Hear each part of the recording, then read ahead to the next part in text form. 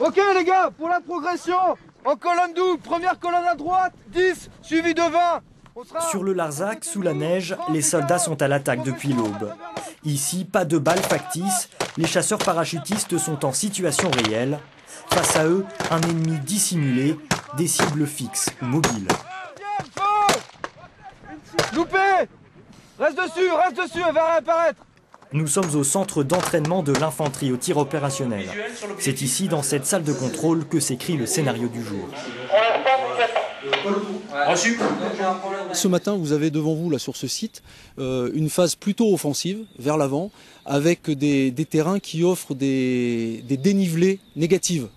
Donc ça oblige les tireurs à tirer vers le bas, à prendre des visées vers le bas. Et le fait de prendre des visées basses, ça influe sur l'appréciation des distances en particulier.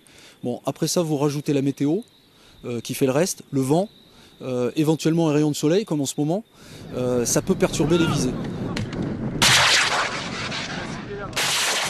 Liban, Côte d'Ivoire, Kosovo, Afghanistan, 12 000 soldats français sont engagés sur des théâtres de guerre.